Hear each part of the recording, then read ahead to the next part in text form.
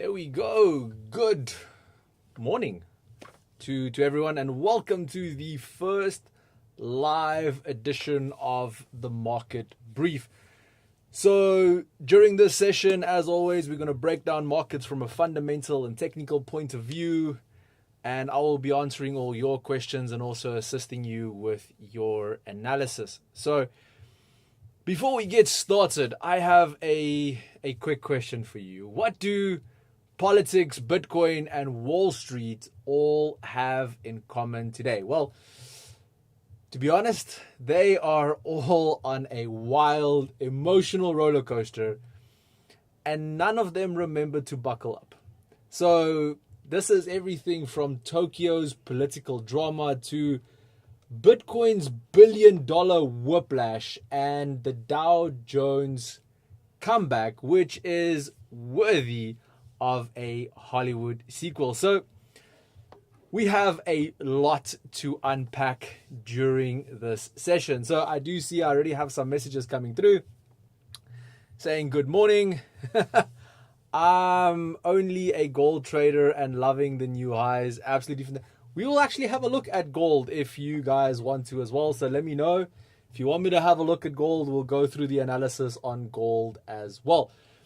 Just before we do that, some formalities to get out of the way. So as you all know, I'm Francois, your market analyst here at ATFX. And during the daily market brief, as stated earlier, we unpack your biggest market movers across currencies, commodities, and indices, blending some fundamentals, technicals, and well, just a little bit of common sense. Because let's face it, markets don't always make sense. The one thing we don't do here is at no point in stage during this session will I be providing financial advice. Okay, so even if you ask me to look at certain markets for you, I'm not going to tell you where to buy. I'm not going to tell you where to sell. I am literally just going to have a look at the chart.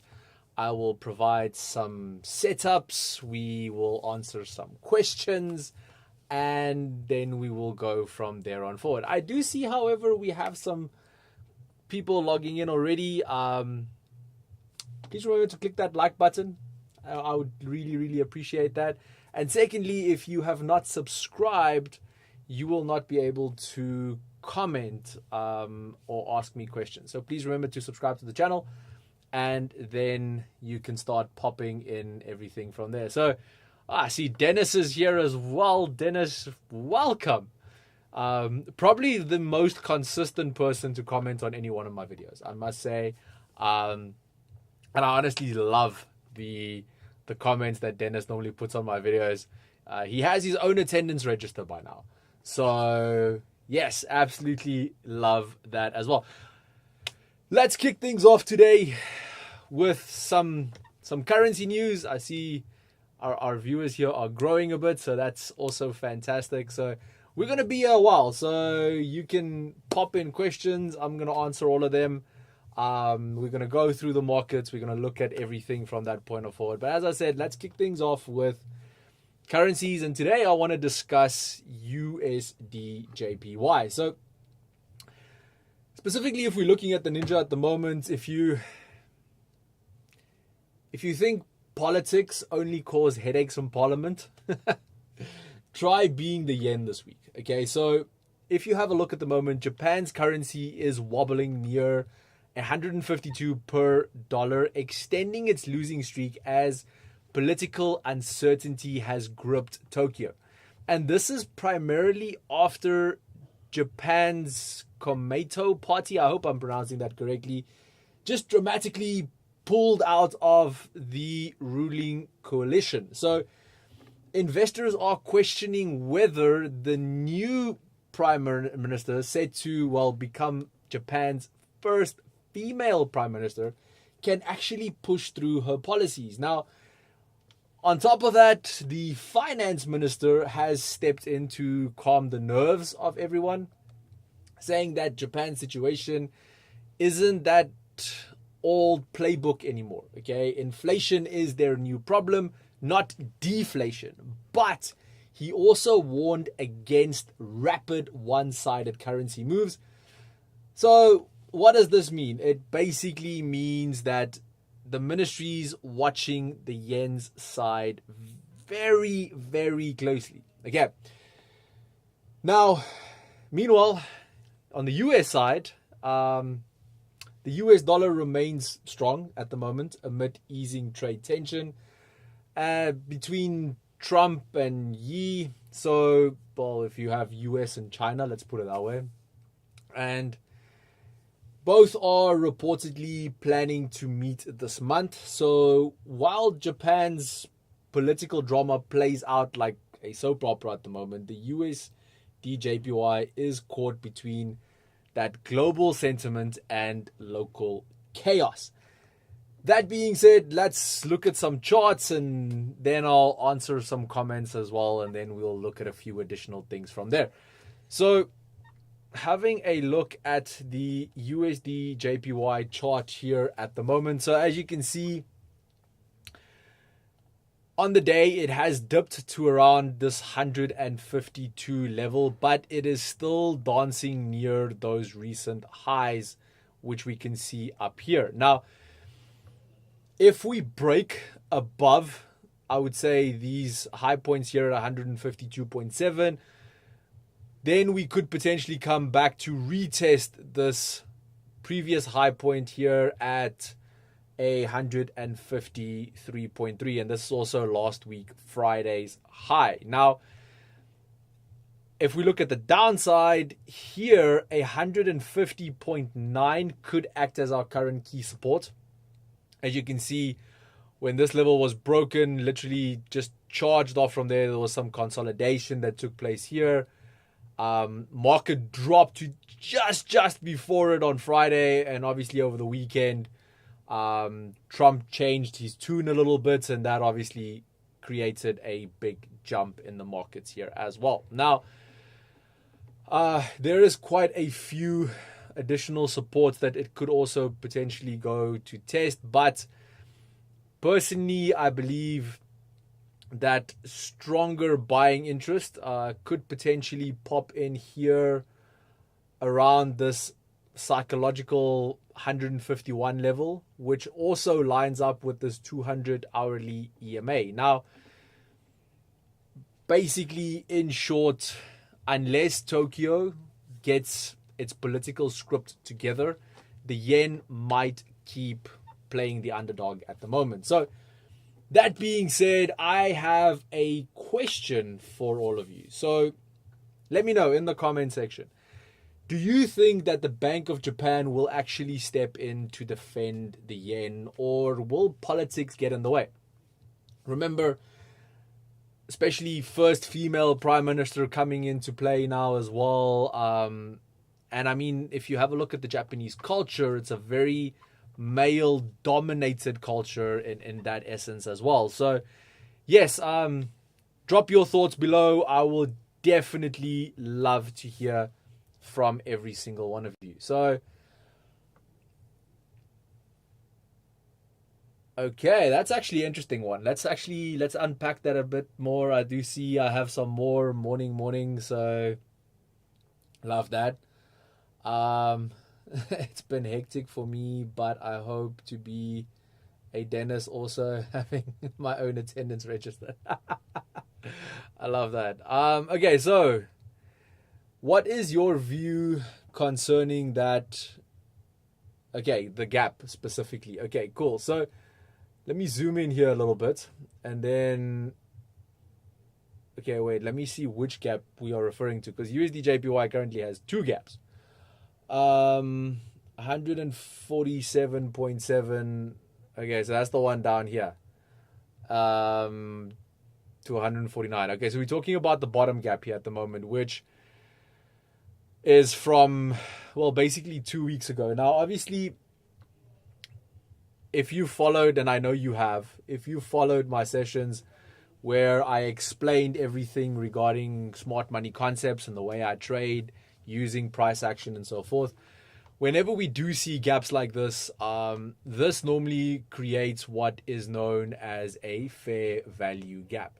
And that fair value gap now comes into play between that bottom and that previous top. So you can obviously see an absolutely massive fair value gap that popped up here on USD JPY. Now, chances are of that being filled, yes, okay, but also remember we have to understand gaps aren't always filled perfectly, okay, hence why we have fair value gaps. So basically market could push back, and we almost thought it's happening on Friday where markets push back into this fair value gap before the next buy. That obviously didn't happen due to other political news, etc., that took place and drove the market in the opposite direction once again. That, on the other hand, has also created an additional fair value gap, which is sitting right there. And you can actually see that we bounced on that fair value gap already about 3 hours ago. Obviously, a much smaller one. And personally, I believe we'll push up from here now to go and retest this resistance.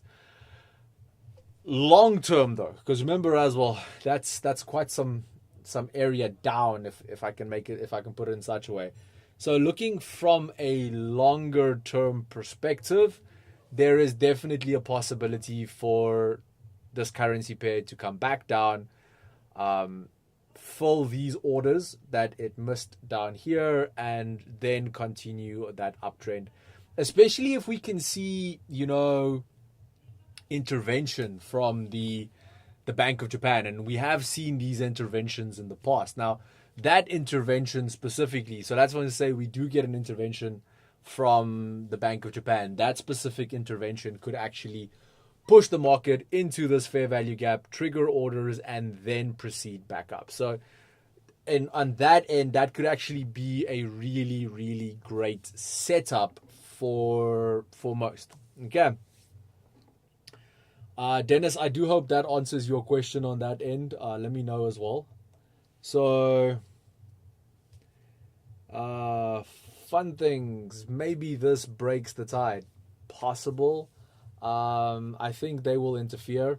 I kind of agree. The Bank of Japan kind of has a reputation for that, of getting involved in these type of things. So they are consistent, yes, at interfering in these levels. Yes. So personally, I think we could potentially see a bounce from here, break that resistance, so that all-time high.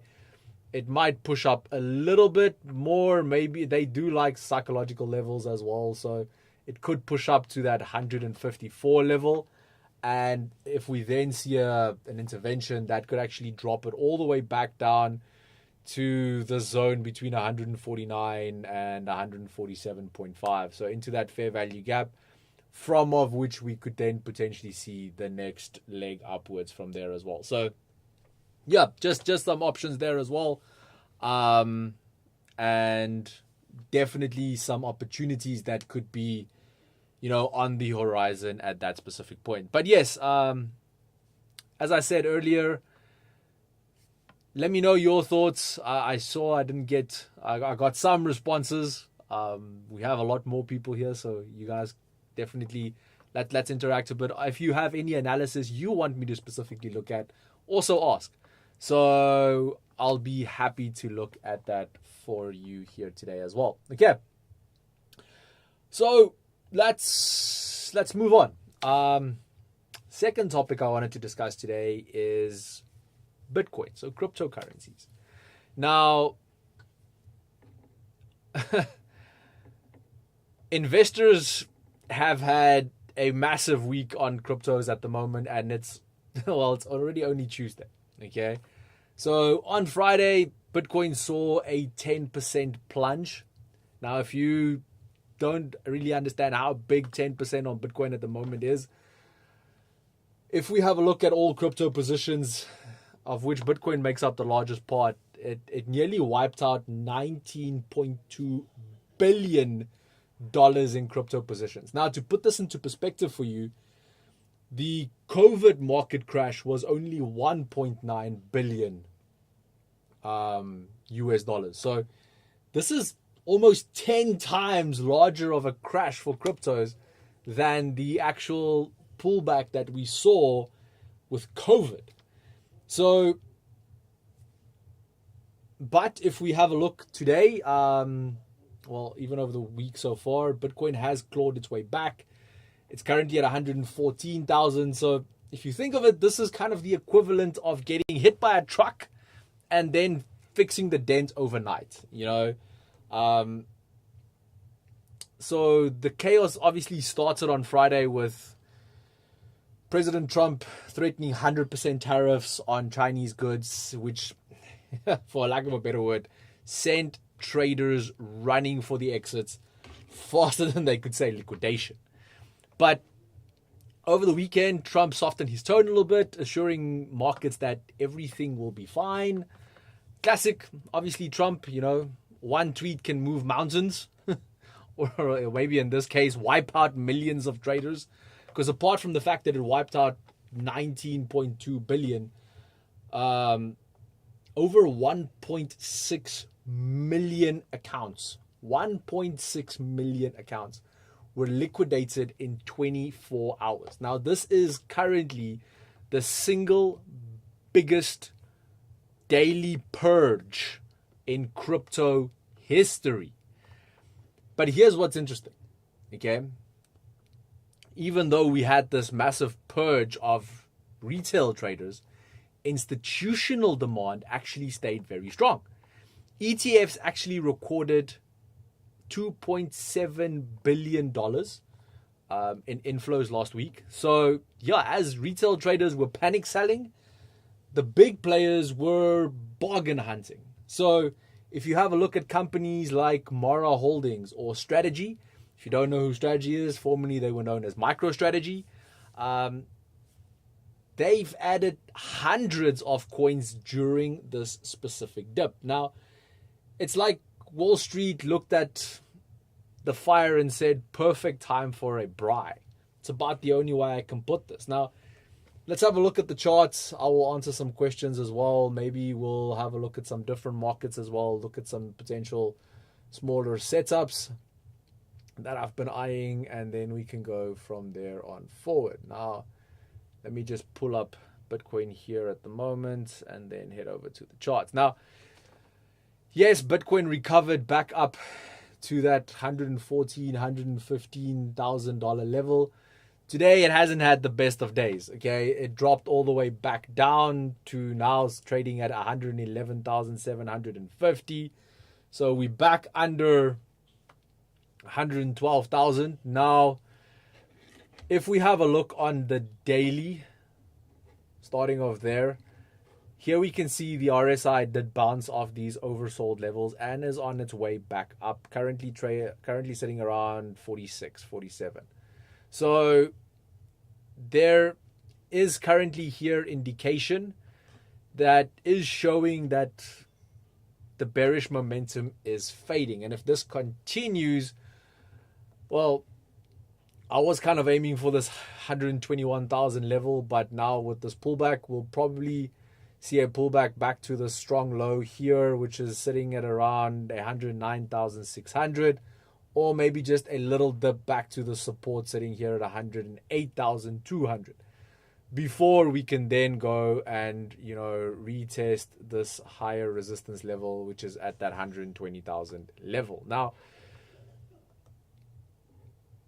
obviously, if this gets broken, the chances of us dipping back down to that psychological 100,000 level also becomes a big possibility. Market almost did it on Friday, dipped down all the way to 102,000. So, yeah, there is still a lot to do on this crypto. But if we look big picture, crypto, and I think crypto traders as well, is learning that macro headlines now can move the market as much as on-chain data. So when we have a look at Bitcoin, which has kind of adopted the nickname by now of digital gold, it is officially behaving like a digital stock, if we can put it in that way. So that being said, let me ask a question again. And I really hope we're going to get some answers. So I see we have quite a bit of people here. Pop in those answers. I would love to hear from you. So when you think cryptocurrency, do you still see Bitcoin as a safe haven asset, aka digital gold, or has it officially joined the risk asset club? So let me know in the comments. Would love to hear from all of you as well. So good morning, Mr. Abrams. I see you have joined us as well. Thank you so much for being here. So I love when comments come through. It actually allows me to greet all of you, because I can see the viewers are going up, but unless you actually comment, I can't greet you. So yes, okay. Let's actually have a look at one of my favorite currency pairs, which is Euro USD, and I want to look at Euro USD on a very, very low time frame. So I'm down here on the 1 minute time frame. Now we can see here Euro USD is currently still in this, well, bit of a bearish trend at the moment from a price action perspective, you know. And normally for me, what I do during this specific market session is I have a look at key Fibonacci retracement levels. Now, if we have a look from where this 1 minute downtrend started around 9 o'clock, now 9 o'clock is also the open of the Frankfurt Stock Exchange. So this downward trend started, pushed all the way back down here to 1.5, well, yeah, 1.154, and has now pulled back all the way to this 50% Fibonacci level. Now, for me, a nice setup on this would be a short, if we could get, again, abiding by the rules of retracements, so getting to that golden zone at 161.8, then just, again, scalp trade, you know, looking for this low point during the session, not aiming for anything further, obviously having some proper risk management in place, and that setup actually there could give you a risk to reward of around 1.6, or 1 to 1.6. So again, some good risk to reward ratios there, especially on lower time frames like a 1 minute. But again, also remember, not financial advice, just pointing out some setups and some potentials that could present themselves just based on price action. So yeah, let me answer some questions. Where am I? Okay, here we go. I think, okay, so I did answer that one. Oh yeah, I see here as well. Gerson says hola, hello, welcome. So Dennis, it was a mother of a,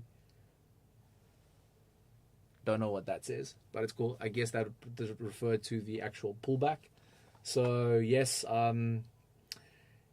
yes, we are the generational transfer into digital currency. True. Okay. Speaking of generational transfer into digital currency, did you guys know that Donald Trump's son, Barron Trump, has officially become the wealthiest 19-year-old on the planet, just from trading crypto? And yes, I obviously do know that it probably helps that daddy sends the signals, but, you know, just putting it out there. Just some interesting little information that, you know, has made the news as well, is Barron Trump is now officially the wealthiest 19-year-old on the planet. So yeah,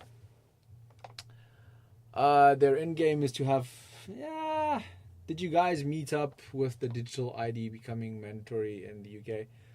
It's not fully there yet, so yeah. Okay, cool. Bitcoin, more volatile than before, so would slowly creep towards risk assets. Yes, okay. Again, I don't think Bitcoin is more volatile than ever before. It's just now liquidations are bigger because the actual crypto market cap is a lot higher. And I mean, we used to see 50 to 80% pullbacks on Bitcoin. So a 10% pullback on Bitcoin is little to nothing, actually, if we think about how large some of the previous corrections on Bitcoin have been. But now, the monetary value, especially because of larger institutional flows and more retail investors into cryptocurrencies, a 10% pullback is now worth $19 billion. So, yes, that's what I'm saying. I personally feel that from a volatility perspective, it's not as volatile as it used to be. I mean, percentage movements on Bitcoin used to be massive. Percentage movements have now decreased, but the pip movement have increased, if that makes any sense in that regard. So, fun things. Bitcoin, still too volatile in my opinion. If you don't get it at an extreme discount, you always stand the risk of Trump saying something and you end up taking a loss through the trade. Again, yeah. I feel like I'm ruffling feathers today, but I'm just sharing. I'm sharing facts. Okay, so these are not my opinions. Even these are just facts. If you even have a look at buying Bitcoin at the moment, and again, I'm not giving financial advice. Please don't take it as such. Like I said, I'm sharing facts at the moment. If you look at statistics, if you currently buy Bitcoin, and even if you look across historical data all the way back to when it started, if you buy and hold for at least 3 years, statistically, you are almost, I don't want to use the word guaranteed, but you are almost certain to end in a profit. And again, these are just statistical facts, not my opinion, not advice, just data that you can find out there at the moment. That if you buy Bitcoin at any price, hold it for 3 years, you have a good chance of ending that position in profit. And I think very few assets can actually say that. So yeah, just also some interesting information to share on that as well. Okay, so I think Bitcoin is a technical hybrid asset. So when you expect it to tumble, it goes up. And when you expect optimism, it plunges lower than expected. I think so. Okay. I think that kind of comes into whatever asset you decide on trading, you have to become an expert on how it reacts to markets. You have to become an expert of how it moves in different scenarios and what actually drives it into, pushing higher or pushing lower. I think these are definitely things that we need to consider when we have a look at any cryptocurrency or even any asset for that matter. If you don't understand the intricate details in every aspect of that specific currency or that asset, you could then end up on the wrong side of it. I mean, for instance, myself, yes, I analyze and I trade a lot of assets, but my favorites are hands down Euro USD as a currency pair and S&P 500 as an index. And recently, from an investment perspective, I'm loving Ethereum and silver. But again, if we have a look at the ones that I trade as CFDs, which is Euro USD and S&P 500, I spend so much time on the chart. So even that 1 minute time frame move, I kind of instinctively by now know, based on this, the following should happen. And it just comes from that consistent repetition of, spending time on charts. Doesn't mean that I can't analyze all the other ones, and identify swing positions on the other ones. But I mean, from a day trading, scalp trading point of view, because I spend so much time on those charts, it becomes second nature. So anything that you want to trade at that level, I would say, become obsessed with that specific asset. Okay.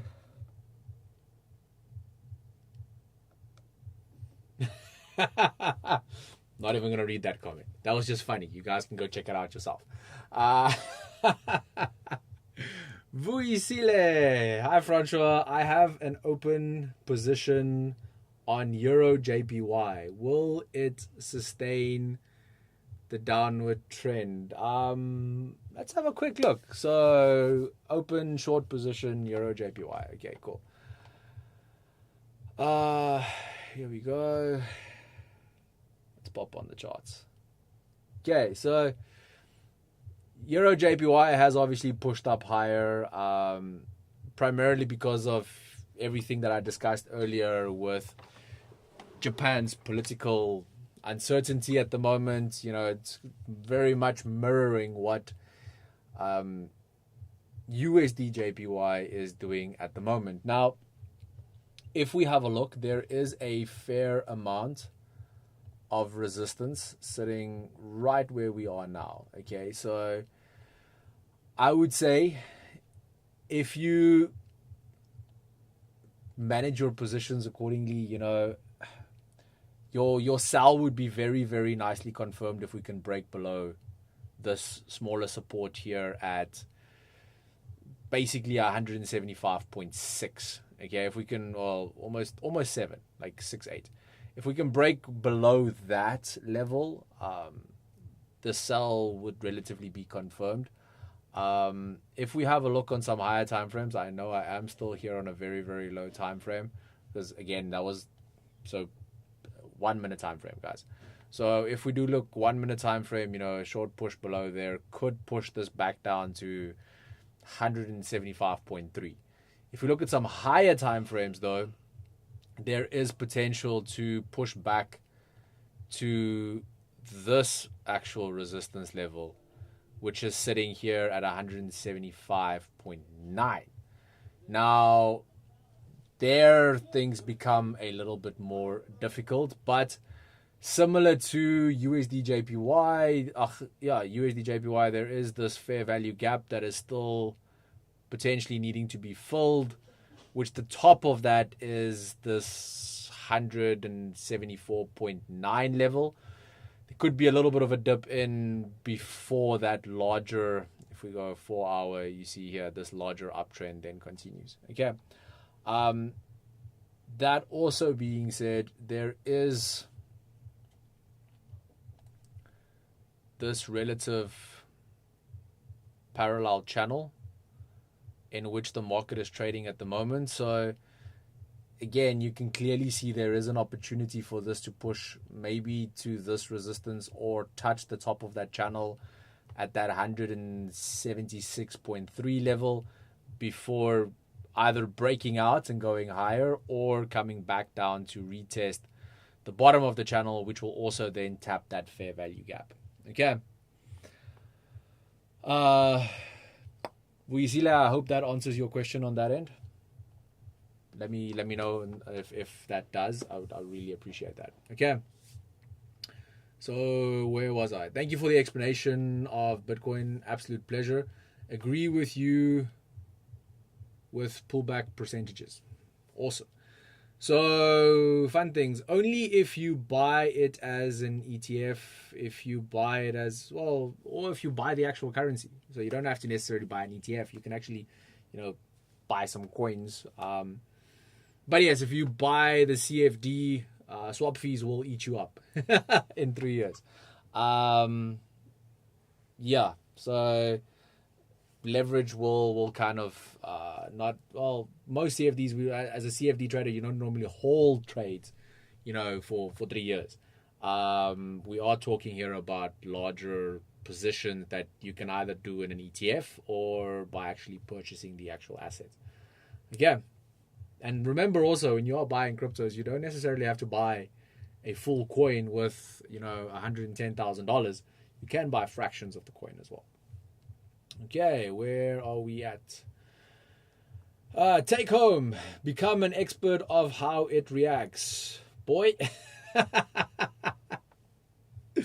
I love that. I'm going to refine that. Someone once said specialize with a few, and now I get it. Absolutely fantastic. Oh, shucks. Sorry. Patiently waiting for gold analysis. Should have said something a little bit earlier. I'm having so much fun just talking about markets. I completely forgot about gold. I am so sorry. Okay, Boom, boom, boom, boom. Charts. Here we go. Okay, so, you know, gold currently looking like a meme coin that took a signal from either Elon Musk or Donald Trump's tweets, just running higher. And because you all remember those tweets that Elon Musk used to do about Dogecoin, right? Just send markets flying. So obviously had a really nice push here at the moment. Made that new all-time high at 4,182. And then early this morning, we saw a pullback all the way down to 4,092. Ideally, I would have liked a pullback all the way back down to where this rally basically started, which there's two levels. It's either these high points here at 4,060 or this consolidation before the break, which is around 4,080. That would have been a nice buy for me on that end. Looking at the price action on much lower time frames, so now on a 5-minute time frame, at 10 o'clock, we had this change of character that took place right here. Okay, so I remember what I previously said in my masterclasses as well.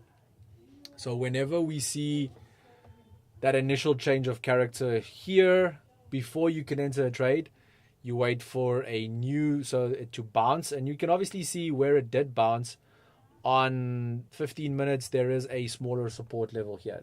That's quite clear and evident at this specific point in stage. But now, what are we waiting to see? So now you want to wait for a pullback. Now you can do this in two ways. You can either try and get that sniper entry. Also remember, sniper entries contain a lot more risk. So normally once you see a change of character, you'll first see a pullback, and then you'll see a move higher, then creating a break of structure, and then moving higher from there. Now, if you are willing to take a little bit of additional risk, you can have a look at a long position here at this 161 level, which is currently sitting at 4,111. So 4,111, then just aiming for this high point here at 4,145, and you can look at some stops back at this 100% retracement at 4,090.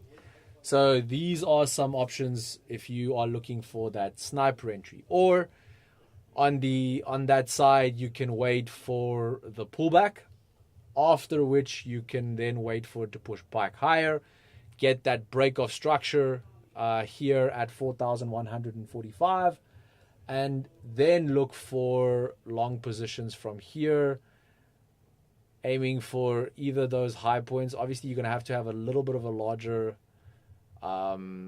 stop on this one.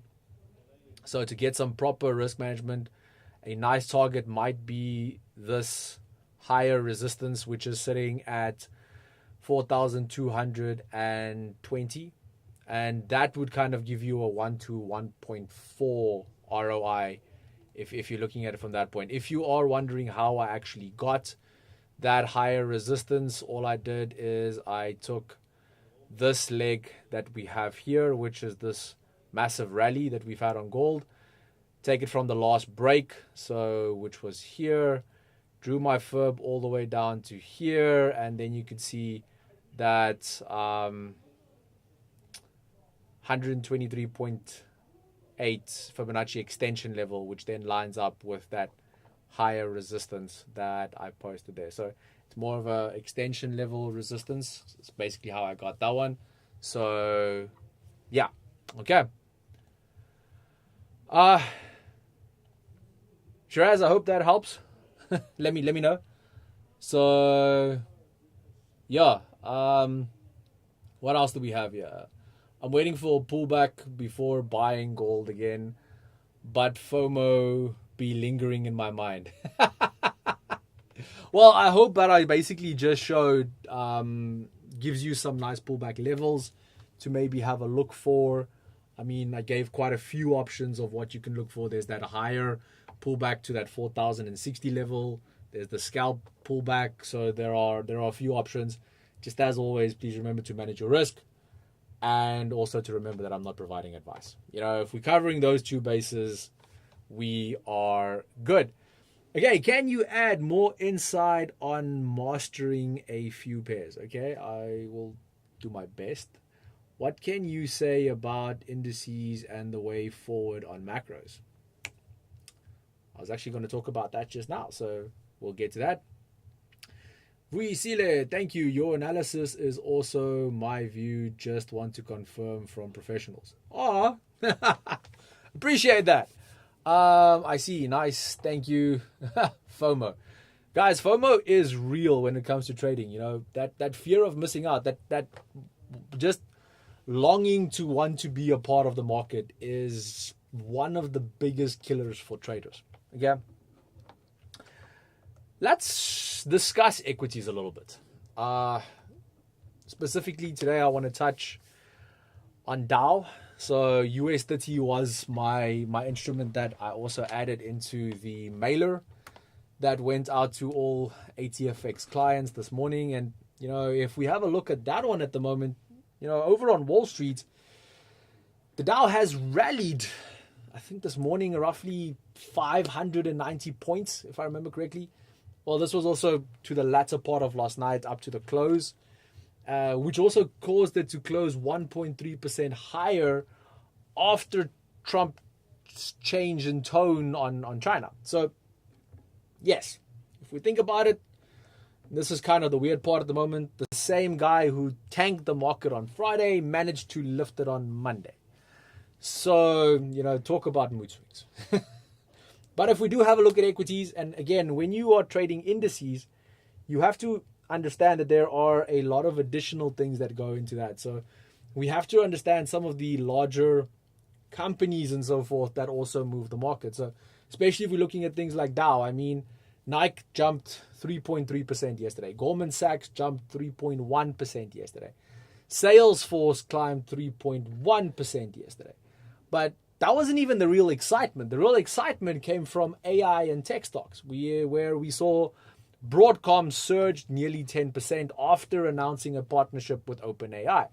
Nvidia gained close to 3%. Investors are clearly showing here that, well, they kind of felt it was time to forgive and forget and buy the dip. Everyone's favorite saying. However, we also have to understand that when it comes to equities and indices, everything is not so rosy at the moment, okay? The US government is still dragging. It's now in its third week, which is delaying economic data. This week, we were supposed to receive CPI and PPI reports. We are receiving neither. However, they have requested for some people to come back to work temporarily to generate the CPI report, which we will now get next week. There is still no word on the NFP report on the economic calendar. It is showing that it's being released on Friday, but it has also shown that for the last 2 weeks. So, not getting my hopes up right now. So, this obviously leaves us and the rest of the market relying on Fed speeches for direction, which are sometimes some of the most, I would say, no clear direction given in any one of those speeches. Okay, so I was trying to find a very political correct way to put that. But we can almost say cryptic, speeches that the Fed officials give. They say some things, but they don't say enough for us to actually have something to use. At least with reports, we have, direct movement. So if you think of it between Fed speeches and, well, we also have Jerome Powell, who is set to speak later today. So, that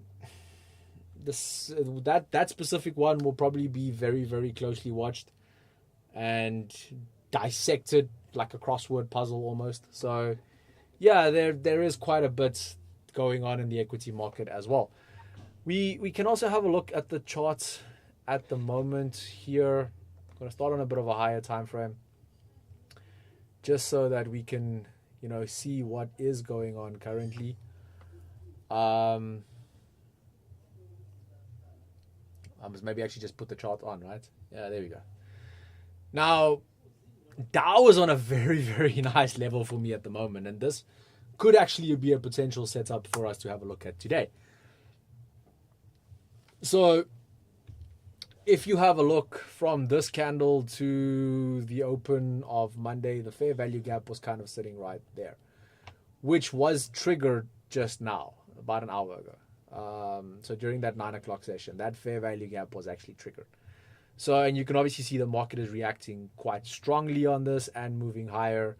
So there is definitely some potential coming into play here at the moment. And obviously I have that support level marked out there as well. Now, if we have a look, we are still in striking distance of that all-time high, which is sitting around, 47,000. But there is still, for us to be able to get to that, let me put it that way. For us to be able to get to that, first we need to break this turning point that we saw last night or early this morning, which is sitting at around 46,250. If we can actually break above that, that would lead us to the resistance up here. And once we actually break above 46,700, that can then lead us back to those all-time highs. Should we actually break back below, I do believe we will dip quite firmly into this fair value gap, which could probably lead to a dip around 45,500, which would fill a relative amount of orders before the market then continues higher. If we have a look at some lower time frames here at the moment, we can see that there's a lot of consolidation. We did get this double bottom here at the at this low point here as well. But on a 5-minute time frame, we haven't really received any change of character at the moment. Now, on a 1-minute time frame, just because of the amount of consolidation we have seen here, I don't want to go down this low. If there was a nice clear trend, it would have been something different, but there isn't on that lower time frame. There's a lot of consolidation, which we can see here, that has been taking place basically since about 7:45 this morning. Now, for me, that break of structure will obviously be here at 45,890, and I'm correcting myself. It's not a break of structure. It'll be a change of character, which would then have to come back for a retest and then a move higher on this.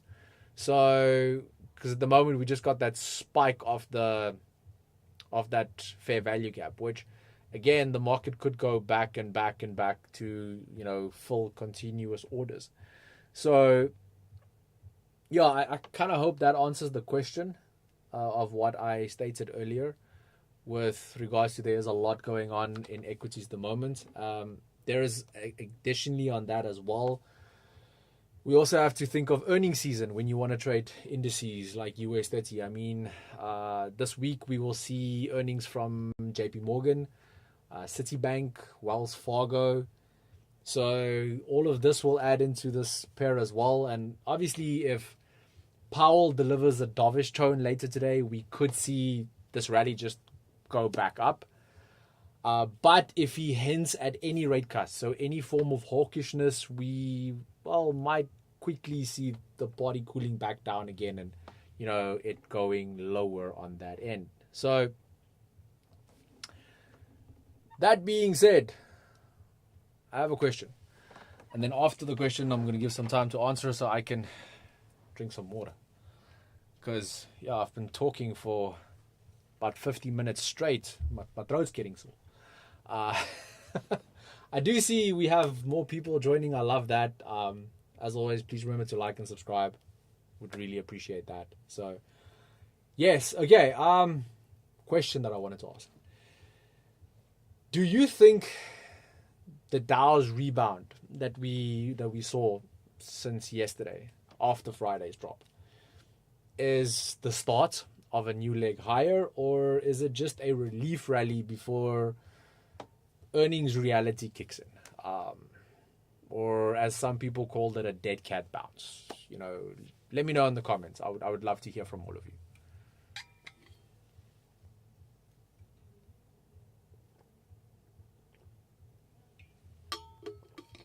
Okay. Let me not close it that tight, otherwise it takes too long to open. Let me see where I was last. So, I think I answered that question. Okay, maybe I will start trading indices next year, as I'm way too scared currently. I remember how hurt I was in the past after building my gold account for 3 weeks and then losing it all in 3 hours. Again, before going live on any account and, opening positions on that, make sure that you fully understand the instrument that you are trading. And this is why we have demo accounts. They are there to practice. They are there to get you familiar with a certain pair, and then you can take the drive from there on forward. Okay. Every loss is a lesson. We shall live and learn. Absolutely. So, wait, Powell is speaking later. What does that mean for gold if he hints that interest rates will go down? Okay, so very good question. What does it mean if Powell states that interest rates will go down later today? This would be a positive for gold, which would push gold higher. Why? Gold is denominated in dollar. Lower interest rates would lead to a weaker dollar, and a weaker dollar will lead to a stronger gold price. And also remember, if interest rates drop, this is also a very positive for non-yielding assets such as gold. Okay. Hope that answers the question on that end. So, yes, but I see no one has answered my question. I'm answering all your questions. No one has answered mine. What do you guys think? Dow Jones,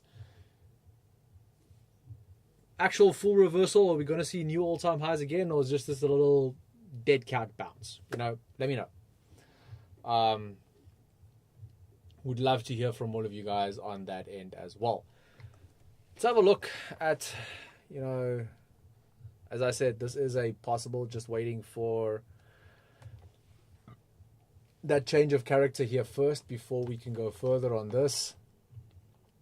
Euro USD pushed and then just missed that 61. It could actually still go, so I'm not losing faith in this little scalp trade, that there's still some potential there. Let's see if there's any other potentials on some of the other pairs that we looked at. So here we can obviously, trend is relatively up.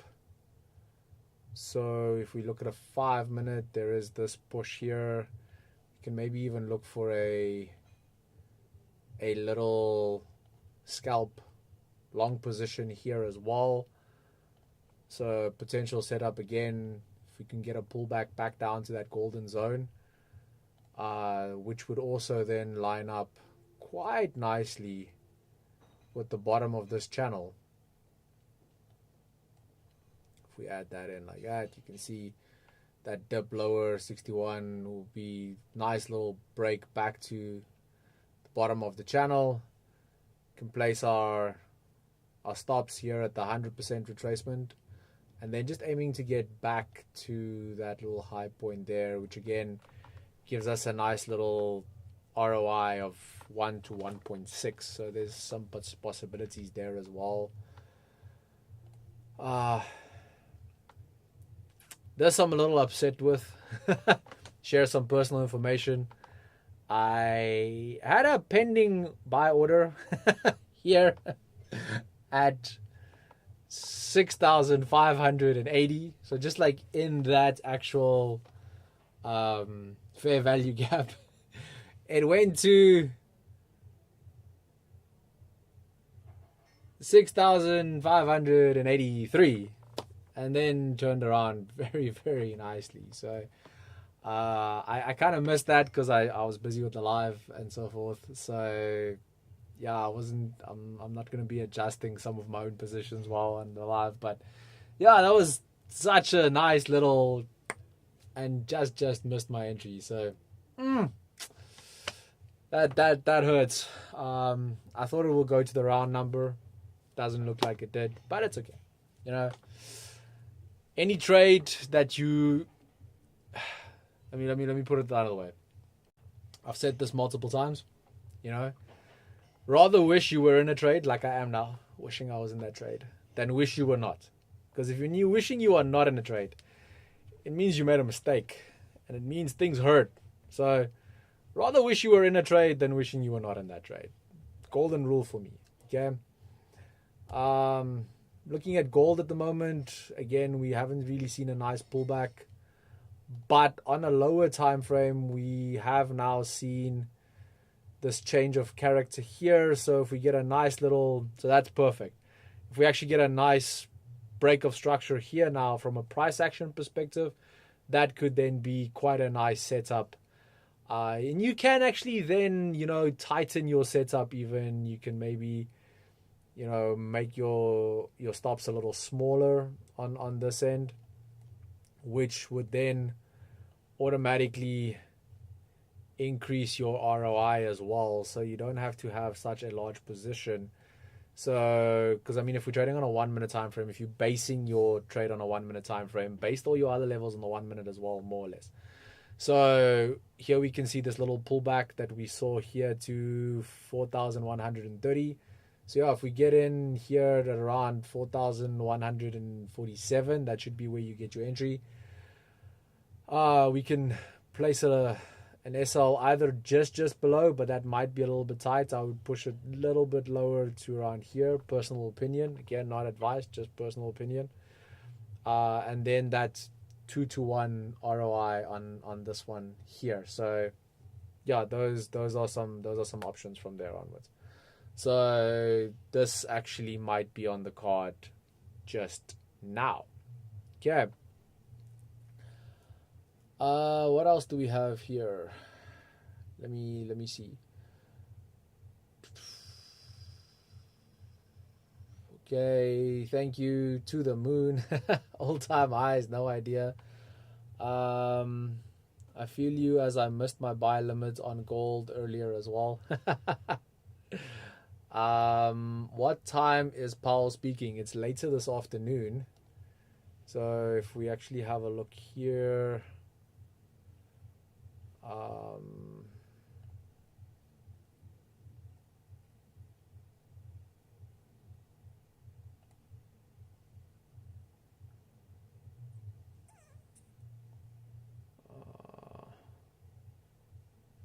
why isn't it showing on here now?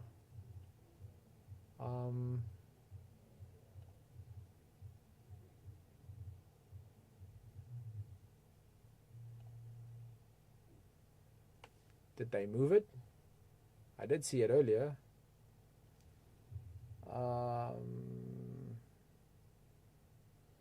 So tomorrow there's now a whole bunch of speeches taking place. We've got Bosnick, Waller, Schmidt. It's kind of a strange one. It was here earlier because let me just see. There we go. I just had to scroll down. Wow, that was a blonde moment if I ever had one. 20 minutes past 5, we will see Fed Chair Jerome Powell speak. So there you can see it right there. So at 20 minutes past 5, we will see him speak. And then later tonight, we will also see Waller and Collins deliver some remarks. And then a little bit earlier, around 1:45, Bowman is also speaking. So, but yeah, the primary one will obviously be Jerome Powell, which will be delivering his speech at 20 minutes past 5. Okay. I believe we are going up. Surely the fundamentals are heavily bullish. True. I won't quote the COT filling, but we are likely to create a new crest of all highs. Saw decrease in longs. Okay. In the COT report. True. Okay. Perfect. traders, are there any other questions that anyone would like me to ask? Firstly, from my side, did we enjoy the bit more of a live version of the market brief, which included some trade setups and more analysis that you wanted as well? Let me know. For our first session, I don't think we did too bad from an attendance perspective as well. So I love that, and I loved the interaction. You guys were amazing. I'm happy to stay as well if you guys still want me to stay. And if you want to ask more questions, I'm happy to do so. It's just I've kind of covered some of the things that I wanted to look at today. There isn't really much more. I'm not going to look at Bitcoin setups on a 1 minute time frame. So there's obviously some few options here as well. But I mean, we had a look at some options here on gold. We had a look at options on US 30. Ooh, okay, this is actually looking very nice now at the moment. So there's that nice little change of character. Let's go on a slightly lower time frame. So we had that double top break. Okay, so we officially have the first change of character. So exactly what I was waiting for earlier. Now all we're waiting for is that little bit of a push lower, and then we can buy from there on forward. So that will be my long position here. So just wait from a price action perspective. You get your change of character. You want that to confirm this downtrend reversal that we saw here is now officially changed. Kind of like if you have a look here as well. So if you have a look here, if you wanted to take, for instance, a short position, you see we had the uptrend here. There you had your change of character, push back, push a little bit higher, and then you had your break of structure. So in essence, this right here would have been a really nice short position with a stop around there, and then you could have had a nice 2-to-1 short on this at the moment. I just have a general rule. I do not short equities. I find it very difficult, okay? Because I can hold buys. They can come back. It's difficult on short positions because equities don't come back to short. So if you do trade a short, and especially on a setup like this, if I'm scalp trading, I'll enter a short like that, but very, very hard stops. So that I don't get on the wrong side of the market on this one. But yeah, if we get a little bit of a pullback, some consolidation like this, and we can then get a break of structure, this could actually be a very nice long setup. Some stops down here, and then you should be able to, if we do go for new all-time highs, you'll be able to get a nice little 2-to-1, or you can make your stops slightly tighter, placing it around here somewhere, which then also means that you don't have to stay in the trade so long. You can actually move your targets a lot closer as well to aim for around here.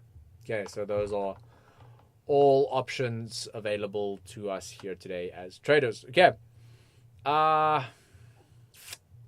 Thank you for all your insights. Absolute pleasure, Mr. Abrams.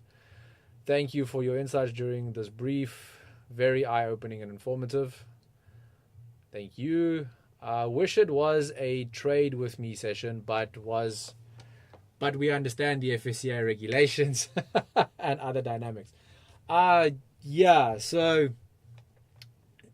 don't want to get on the wrong side of the FSCA. Obviously, as the disclaimer on your screen as well says, as ATFX, we are licensed in everything that we do. We also are licensed ODP. From my personal perspective, I'm also a licensed rep on both a Cat 1 and a Category 2 license for the FSCA, but there is so much documentation that we have to do and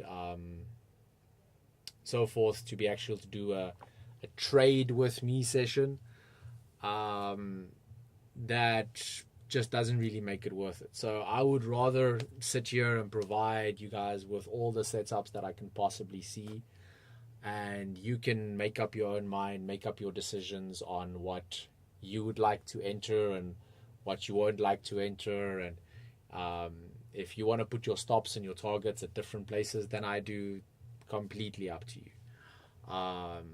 But yeah, obviously from a regulation perspective, at ATFX we do everything by the book. So yeah, don't want to get on the wrong side of that. And we do have very good relationships with compliance, so we wanna keep that relationship a good relationship. At no point in stage do I ever want to get on the wrong side of my compliance officer. So yes. Okay.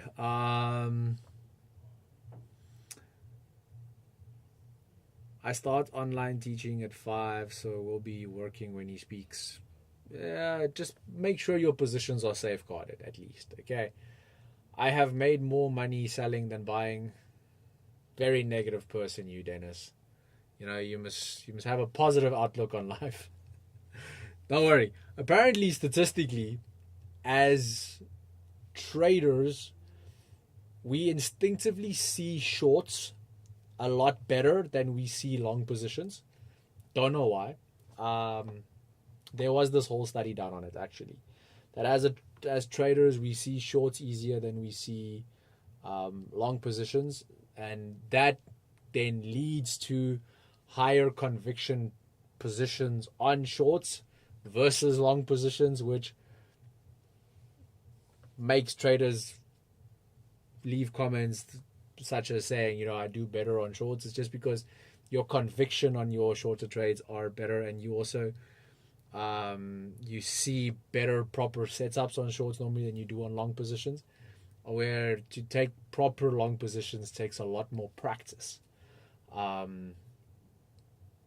Which for me, my workaround on that was I've adjusted my risk management and my targets and so forth, so that I can trade the way I want to trade. My entries aren't always 100%, but the trade plays out the way I normally predict in that regard. So I find my own personal workaround for that. So yes.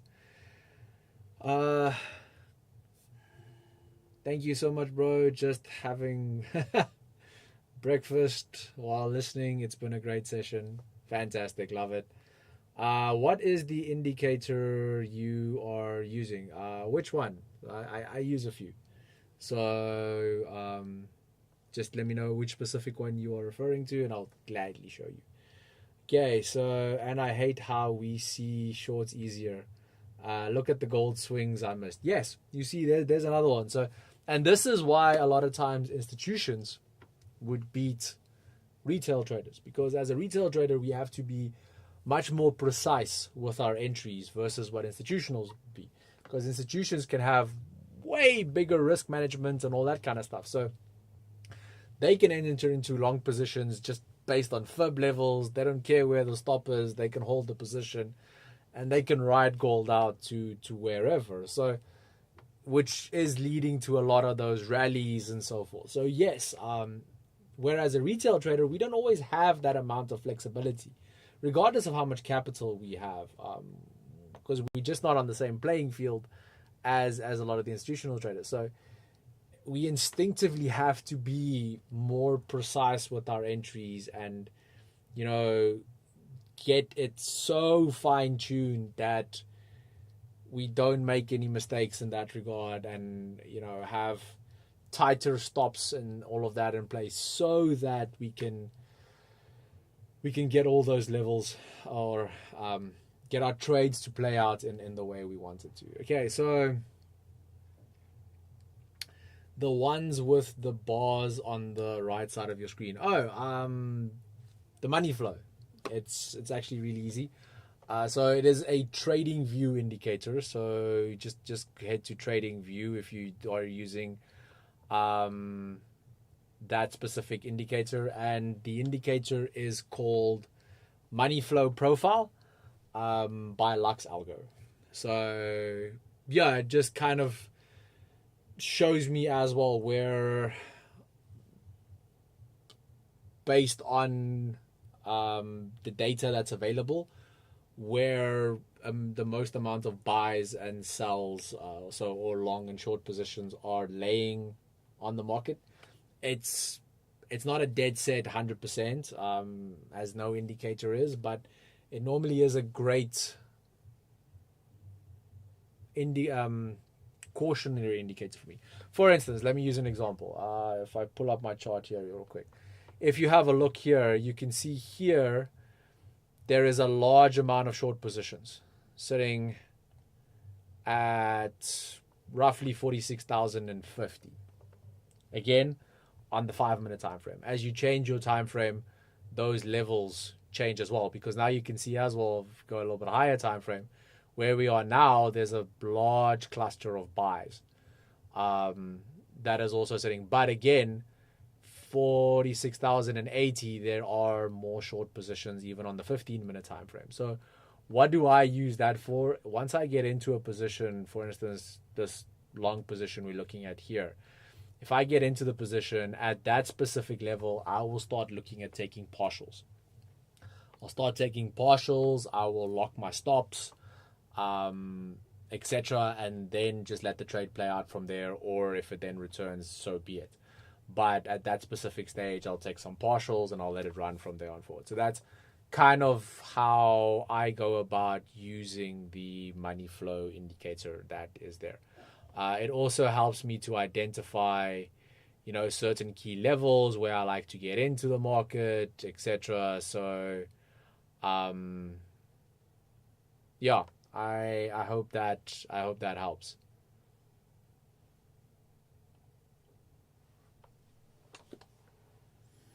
I just like how it makes clear some info I never thought of as confluence. Yes.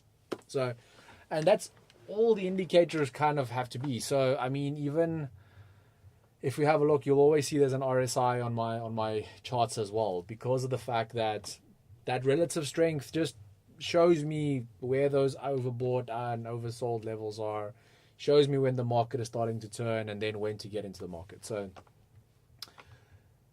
just again, my trades are based purely on price action. The other indicators that I have on my charts, such as moving averages, money flow, RSI, these just help me make better decisions on how to manage my trades and so forth, or add confluence to, some of my entries or exits and stuff like that. Okay. Hope that makes sense. So, yeah, other than that, I think we're going to start closing out the session. I've loved the, interaction, and we'll do this again on Thursday. So I'm doing this again on Thursday. So maybe invite someone on Thursday. Let's build the session a little bit bigger. And as we build these live trading sessions, I'll obviously make them longer as well. Okay, because then we'll have more people asking questions. We'll have more people interacting. And the more people interacting, the more analysis I'll probably have to look at, because the more people there are, the wider variety of traders we will have. So there will be a lot more to discuss and so forth. So, yes, better decisions make better traders. Absolutely. So, there'll be a lot more for us to discuss. So, yeah, like I said, we're going to do this again on Thursday. Invite someone. I will also be doing a masterclass tomorrow night at 7 o'clock. The masterclass is on Dow's theory. Now, if you don't know who Charles Dow is the founder of price action. Okay, he is the one who kind of got us to analyze charts the way we all analyze charts now, regardless of what system you use. The origin and the foundation comes from Charles Dow. And I'm going to do an entire session on Dow's theories and, how he saw the market and what he did and how he analyzed. And we're going to add that. And obviously that will tie in very nicely to the 3 masterclasses that I did prior to that on smart money concepts, which as well, if you haven't watched, please do yourself a favor. Go check out that session or sessions. Okay, so as we end out the session, keep your eye on Jerome Powell's speech later and have a look for any follow-up headlines from US and China. So, yeah, because that trade story can mess with markets as well. So if we have a look, if history taught us anything, one soundbite of big information can rewrite markets narratives overnight. Okay, so stay on the pulse with that. And, let's be honest, in 2025, volatility, well, there's been no lack of volatility in 2025. Let's put it that way. It's just the time zones that change. So, yeah, and with that, we wrap up today's market brief brought to you by ATFX Africa. Now, ATFX Africa is 100% the broker that gives you an edge in today's markets. Now, if you are not trading with ATFX Africa yet, either go to the website at atfx.com or click on the link in the description and, well, go and experience the difference for yourself. See what it means to trade with tier 1 liquidity and, how your trading will be different going forward. Traders, and okay, wait, before I sign off, I see we have 2 more questions that came through. We'll try and repost your link on my socials when I get a notification of the next live session. I appreciate that. Thank you so much. Do you have resources on that, guys, so that we can read? Some of us need to read also to grasp some insight. I can definitely work on something, Dennis. Or I might actually share a link on tomorrow night's session, because there are also quite a lot of articles written about Charles Dow and his theory and what it means and so forth. So if you attend tomorrow's session, I'll actually share that link as well. And you can obviously add that for some reading content as well. Okay. Traders, until next time, stay sharp, stay focused, trade smart. I'll see you tomorrow morning with the normal market brief, tomorrow night with the masterclass, and Thursday for the second edition of the market brief live. Thank you so much for joining.